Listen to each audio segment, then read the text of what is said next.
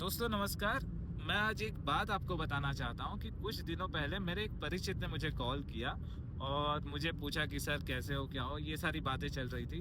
उन्होंने मुझे एक चीज़ कहा कि सर मेरा बेटा जो है अभी पढ़ लिख के सिविल इंजीनियर बन चुका है। तो मैं बहुत खुश हुआ कि मेरे दोस्त है उनका बेटा सिविल इंजीनियर बन चुका है।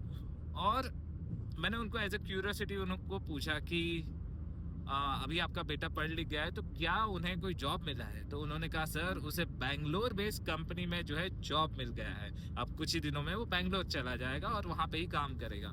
तो मैंने स्पेशली जब उन्होंने बैंगलोर की बात कही तो मैंने स्पेशली उन्हें एक एडवाइस दी कि मैंने बोला अगर आप अपने बेटे को बैंगलोर भेजते हो तो आप उनको वहाँ की रीजनल भाषा सिखाएं। ये बात मैंने इसलिए कही क्योंकि आजकल जो माहौल चल रहा है कि अगर आपको रीजनल भाषा नहीं आती तो आपके साथ मारपीट हो सकती है। देखिए मैं ये बात यहाँ पे मेंशन करना चाहता हूँ कि हम कोई भी भाषा का अपमान नहीं करते।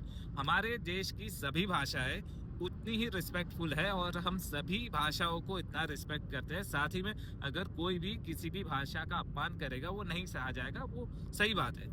लेकिन अगर मेरे मुंबई का बंदा वहां पे बेंगलोर जाता है, पढ़ा लिखा बंदा है, सिविल इंजीनियर है, अगर उसके साथ कोई बदसलूकी होती है या उसके साथ कोई मारपीट होती है तो ये हम नहीं सहन कर पाएंगे।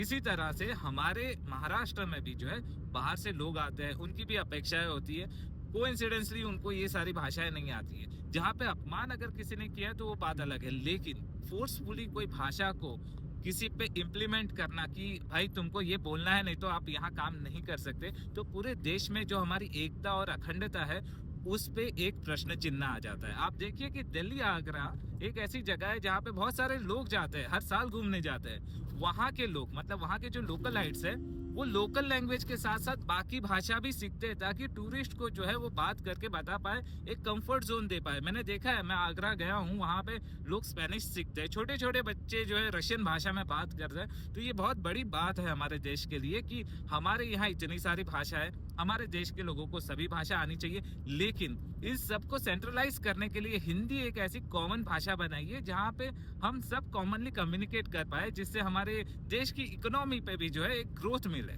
लेकिन कहीं ना कहीं अगर आप मतलब कोई भी प्रांत हो, कोई भी प्रांत अगर ये कहता है कि भाई आपको यही भाषा में बात करनी है, तो आप सोचिए इससे हमारे देश का और हमारे राज्य का भी नुकसान हो सकता है। तो आप में से कुछ लोग मेरी बात से सहमत होंगे और कुछ लोग शायद सहमत नहीं भी होंगे, लेकिन ये मेरे पर्सनल व्यूज है जो मैंने सोचा मैं आप तक पहुंचाऊं। तो अभी के लिए इतना ही। मुझे देखने और सुनने के लिए धन्यवाद।